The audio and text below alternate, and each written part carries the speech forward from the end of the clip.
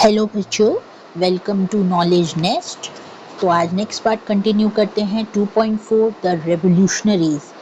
बच्चों सोचो, एक ऐसा टाइम जब लोग सिर्फ इसलिए चुप हो जाते थे क्योंकि सच बोलने पे उन्हें सजा मिलती थी। तो ऐसा ही 1815 के बाद जब वीना कांग्रेस ने यूरोप में पुराने राजा महाराजा वापस ला दिए, तो जो लोग आज़ादी और डेमोक्रेसी चाहते थे ना, उन्हें दबाया जाने लगा। इस डर के कारण वो लोग चुप कर कर काम करने लगे अंडरग्राउंड। सोचो, जैसे आजकल सीक्रेट स्पाई मूवीज होती हैं, है ना, तो वैसे ही यूरोप में भी सीक्रेट ग्रुप्स बन गए। ये सीक्रेट सोसाइटीज ने नए नए रेवोल्यूशनरीज यानी क्रांतिकारी को तैयार किया। उन्हें सिखाया कि कैसे मोनार्की यानी राजाशाही के खिलाफ लड़ना है और फ्रीडम के लिए आवाज उठानी है। तो रेवोल्यूशनरी बनना मतलब सीधा राजाओं के खिलाफ जो है वो खड़े हो जाना होता है। 1815 के बाद जो राजशाही सिस्टम वापस लाया गया ना, उसके खिलाफ बोलना जो है वो बड़ा क्राइम माना जाता था बच्चों। पर फिर भी कुछ लोग डरे नहीं। उन्होंने तय किया कि फ्रीडम के लिए तो हम लड़ेंगे, चाहे कुछ भी हो जाए। फिर क्या हुआ बच्चों? इनका सपना था कि एक यूनाइटेड देश जहां लोग एक जैसे हों, एक जैसी भावना हो। ये रेवोल्यूशनरीज सिर्फ आज़ादी नहीं चाहते थे, वो ये भी चाहते थे कि छोटी छोटी किंगडम्स को मिलाकर एक बड़ा स्ट्रॉन्ग नेशन बनाया जाए, जैसे इटली या जर्मनी का एक नेशन स्टेट। तो और एक ऐसे ही हीरो थे जिसिपी मजीनी। बहुत इंपॉर्टेंट है बच्चों, ये क्वेश्चन आता है, प्लीज ध्यान दीजिएगा। जिसिपी मजीनी जो थे, ये एक ऐसे हीरो थे, इटली के एक जवान थे जो बनना चाहते थे अपने देश के लिए कुछ खास। 1805 में जेनोआ इटली में पैदा हुए थे। ये लड़का जब बड़ा हुआ तो एक सीक्रेट ग्रुप का हिस्सा बन गया जिसका नाम था कार्बोनारी। ये लोग राजाओं के खिलाफ ना छुप छुप कर प्लानिंग करा करते थे। सिर्फ 24 इयर्स की एज में उसने इटली के एक रीजन यानी लिगुरिया में क्रांति करने की कोशिश करी, लेकिन वो पकड़ा गया। राजा ने उसे इटली से निकाल दिया, एग्जाइल में भेज दिया। एक तरीके से उसका देश छोड़ने का हुक्म मिला। पर मजीनी ने हिम्मत नहीं हारी। एग्जाइल में भी उसने दो नए सीक्रेट्स ग्रुप बनाए। पहला यंग इटली, दूसरा यंग यूरोप। यंग इटली जिसका मकसद था इटली को एक करना, और यंग यूरोप जिसमें पोलैंड, फ्रांस, इटली और जर्मनी के यूथ जुड़ गए। अब ये ग्रुप्स ऐसे जवानों से भरे थे जो ऐसा सोचते थे कि आज़ादी जो है वो सबका हक है। सब एक जैसी सोच लेकर आए, नेशन को एक बनाना, मोनार्की सिस्टम खत्म करना, डेमोक्रेसी लाना। अब मजीनी का मानना ये था कि भगवान चाहते हैं कि लोग एक नेशन के रूप में साथ रहें, ना कि छोटी छोटी किंगडम्स में बंटकर। उसके लिए नेशन एक फैमिली की तरह था, एक यूनाइटेड फैमिली। अब इटली जो था उस टाइम एक पजल की तरह था, बहुत ज्यादा छोटे छोटे किंगडम्स और स्टेट्स में बटा हुआ था। अब मजीनी को ये बात पसंद नहीं आ रही थी। उसका मानना था कि इटली को एकजुट होना होगा। तो उसका सपना था कि एक सिंगल यूनिफाइड इटली जहां लोगों का राज हो, ना कि राजाओं का। और वो चाहता था कि इटली के साथ साथ यूरोप के और देश भी एक अलायंस यानी कि फ्रेंडशिप बनाए, सब एक दूसरे के साथ दें, सब फ्रीडम के लिए एक दूसरे के साथ खड़े रहें। अब मजीनी के लिए इटली की आज़ादी सिर्फ तभी पॉसिबल थी जब सब इटालियन एक हो जाएं। एक यूनाइटेड इटली ही उसके लिए रियल फ्रीडम थी। मजीनी का मॉडल इतना पावरफुल था कि और कंट्रीज ने भी वही रास्ता चुना। अब आप देख रहे हो कि ये मजीनी कितना पावरफुल इंसान था। जर्मनी, फ्रांस, स्विट्जरलैंड, पोलैंड, सब जगह सीक्रेट सोसाइटीज बनने लग गई। मजीनी का आइडिया जो था उसको सब फॉलो कर रहे थे। जो लोग मोनार्की में बिलीव करते थे उनको मजीनी से बहुत डर लगता था, क्योंकि मजीनी तो राजाओं को हटाकर पब्लिक का राज लाना चाहते थे।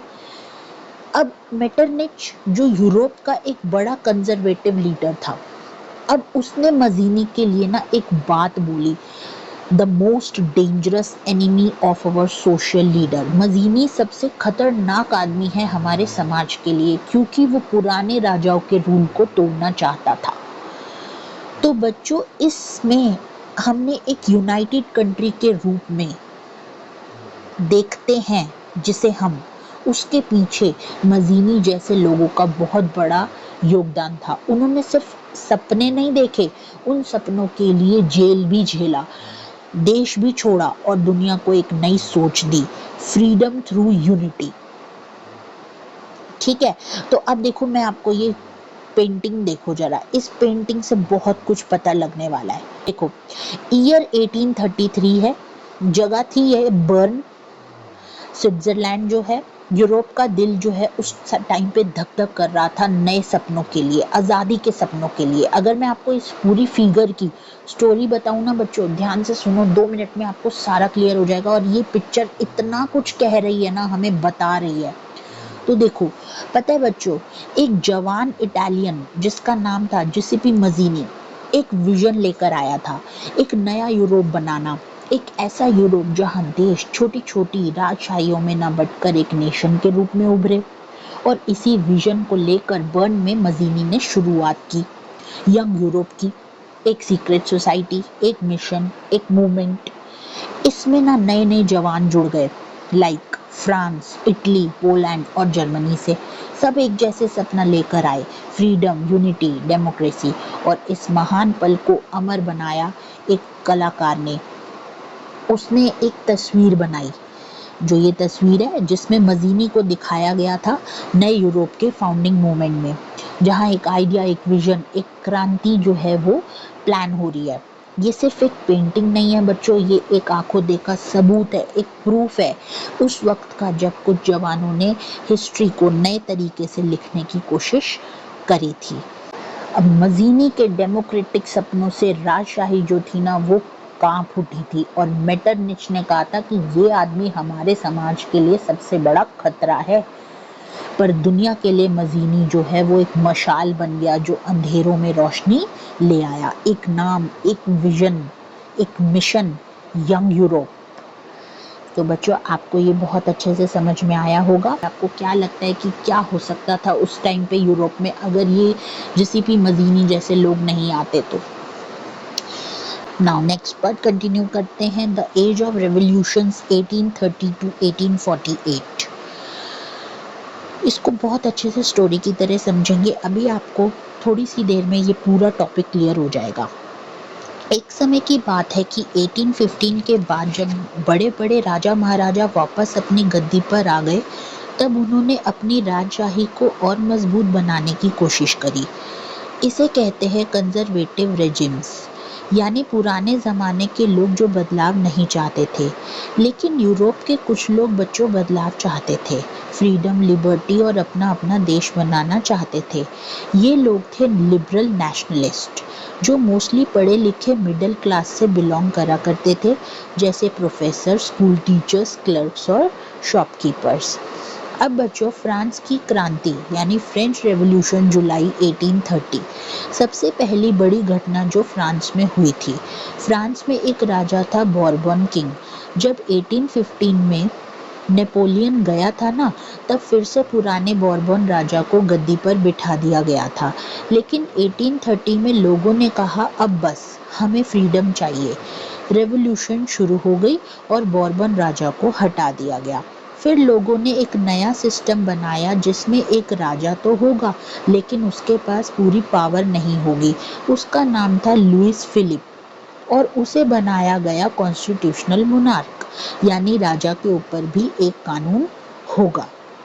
एक और मजेदार बात सुनो, एक फेमस पॉलिटिकल थिंकर था मेटरनिच। उसने पता क्या बोला? उसने कहा जब फ्रांस छींकता है ना, तो पूरा यूरोप सर्दी पकड़ लेता है। यानी अगर फ्रांस में कुछ होता है तो उसका असर पूरे यूरोप पर पड़ता है। और सच में ऐसा हुआ भी था। फ्रांस की जो क्रांति थी उसके बाद एक और जगह ब्रुसेल्स, यानी बेल्जियम का कैपिटल है ये, उसमें लोगों ने भी क्रांति कर दी। उन्होंने कहा हम नीदरलैंड्स के अंडर नहीं रहेंगे, हम अपना अलग देश चाहते हैं और इस तरह Belgium United Kingdom of the Netherland से अलग हो गया। एक और जगह थी ग्रीस। लंबी लंबी सदियों से ग्रीस पर ऑटोमन एम्पायर यानी तुर्की वाले मुस्लिम रूलर्स का राज था, लेकिन अब ग्रीस के लोग भी जाग गए थे। उन्होंने कहा अब हम अपना देश चाहते हैं, अपना कल्चर, अपनी पहचान चाहते हैं। ये वार शुरू हुआ 1821 में। इसे कहते हैं ग्रीक वार ऑफ इंडिपेंडेंस। अब बहुत लोगों को ग्रीस के लिए सिंपैथी थी, क्योंकि ग्रीस के लोग यूरोप की जन्मभूमि यानी क्रैडल ऑफ सिविलाइजेशन मानते थे। पोएट्स और आर्टिस्ट ने ग्रीस के लिए पोएम्स और पेंटिंग्स बनाई। एक फेमस पोएट थी लॉर्ड बायरन, इंग्लैंड की। उन्होंने अपने पैसा, समय और जिंदगी लगा दी थी ग्रीस की आज़ादी के लिए। वो खुद लड़ने गए और 1824 में बुखार से उनकी डेथ हो गई थी। देखो, ट्रीटी ऑफ कॉन्स्टेंटाइनोपल, लड़ाई चलती रही और अंत में 1832 में एक एग्रीमेंट साइन हुआ जिसे कहते हैं ट्रीटी ऑफ कॉन्स्टेंटाइनोपल। इसके थ्रू ग्रीस को एक आज़ाद देश माना गया। अब आता है नेक्स्ट टॉपिक बच्चों, the romantic imagination and national feeling. मतलब जब इमोशन से एक नेशनलिज्म बनी। एक बहुत इंटरेस्टिंग बात आती है कि क्रांति यानी कि जो लड़ाई है, रिवॉल्यूशन जो है, वो सिर्फ तलवारों और लड़ाई से नहीं होता, बल्कि इमोशन से भी होता है, यानी कि जज्बातों से भी होता है। एक कल्चरल मूवमेंट चालू हुआ जिसे कहते हैं रोमांटिसिज्म। रोमांटिक लोग जैसे पोएट्स और पेंटर्स कहते थे कि सिर्फ साइंस और रीजन ही सब कुछ नहीं है, इमोशंस भी ज़रूरी हैं। एक जर्मन थिंकर था, जर्मन फिलोसोफर जोहन गॉटफ्राइड हर्डर। उन्होंने क्या बोला कि हमारे देश की असली रूह छुपी है गांव के लोगों में, उनके लोकगीत, कहानी और डांस में। इसलिए लोग जो है लोकगीत इकट्ठा करने लगे, डांस को रिकॉर्ड करने लगे, ताकि अपने कल्चर को सब जो है वो समझ सकें। फिर बच्चों अब पोलैंड की बात आ गई। अब हम पोलैंड पर चलते हैं। पूरी 18th सेंचुरी के एंड में ना पोलैंड को 3 बड़ी कंट्रीज ने काट दिया, रशिया, प्रूशिया और ऑस्ट्रिया। पोलैंड का नाम मैप से गायब हो गया, लेकिन लोगों के दिल से नहीं गया। पॉलिश लोगों ने अपनी लैंग्वेज और म्यूजिक के थ्रू अपना नेशनलिज्म जो है वो जिंदा रखा। एक म्यूजिशियन थे कैरोल कोरपिंस्की। उन्होंने ना फोक म्यूजिक और डांसेस जैसे पोलोनेज और मजूरका को नेशनल सिंबल्स बना दिए। अब जब रशिया ने पोलैंड पर कब्जा किया ना, तो उन्होंने कहा कि पॉलिश लैंग्वेज बंद करो, अब सिर्फ रशियन। लेकिन लोगों ने माना ही नहीं, उन्होंने मना कर दिया। पोलैंड की बिशॉप्स ने चर्च में, और जो चर्च में प्रीस्ट होते थे, पॉलिश भाषा का यूज़ किया उसके लिए, प्रोटेस्ट करने के लिए। रशिया ने उन्हें जेल भेज दिया या साइबेरिया में निकाल दिया। लेकिन पॉलिश लोग समझ गए कि हमारी भाषा ही हमारी आज़ादी का सिंबल है। तो बच्चों इस तरीके से सब कुछ चलता रहा। मतलब पॉलिश लोगों ने भी बहुत ज़्यादा जो है वो स्ट्रगल करा। अब देखो ये साइड पर the Grimm brothers fairy tales से नेशन, एक तरीके से फेरी टेल्स की तरह यहाँ पर क्या बताया गया है कि एक बहुत प्यारी सी कहानी है। 2 भाई थे, जैकब और विल्हेल्म ग्रिम। ये दोनों जर्मनी के हनाउ शहर में पैदा हुए थे। उन्होंने लॉ पढ़ी थी, लेकिन जो उनका मन था ना वो लोक कहानियाँ यानी फोक टेल्स में ही लगता था। 6 साल तक ये दोनों ना गांव-गांव में घूमते रहे, लोगों से कहानियाँ सुनते रहे और लिखते रहे। 1812 में उन्होंने अपना पहला ग्रिम्स फेरी टेल्स का बुक जो है वो पब्लिश किया, जिसे आज भी बच्चे पढ़ते हैं। तो लैंग्वेज वो बताना चाहते हैं, लैंग्वेज का मतलब है अपनी आइडेंटिटी। बाद में ग्रिम ब्रदर्स ने पॉलिटिक्स में भी एक्टिव ये बहुत ज़्यादा हुए। उन्होंने प्रेस फ्रीडम के लिए भी लड़ाई की। उन्होंने 33 वॉल्यूम जर्मन डिक्शनरी बनाई और ये कहा कि हमारी कहानियाँ और भाषा ही जर्मन लोगों की असली पहचान है, इन्हें बचाना देश बचाना होगा। तो बच्चों आज हमने इस पार्ट में क्या सीखा कि सबसे पहला 1830 से 1848 के बीच यूरोप में पूरा रेवोल्यूशन चल रहा था। दूसरा, फ्रांस, बेल्जियम और ग्रीस जैसे देश जो है वो नए बने। तीसरा, रोमांटिसिज्म ने इमोशंस के थ्रू नेशनलिज्म जगाया। चौथा, म्यूजिक, आर्ट, कहानी और भाषा बन गए फ्रीडम के हथियार। मतलब म्यूजिक, आर्ट और कहानी और भाषा ने पूरी तरीके से फ्रीडम पे जोर दिया। और पांचवा था, ग्रिम ब्रदर्स और पॉलिश लोगों ने कल्चरल नेशनलिज्म को पूरी तरीके से बनाए रखा, यानी कि जिंदा रखा। आगे इस चैप्टर को नेक्स्ट पार्ट में कंटिन्यू करते हैं। Thank you very much.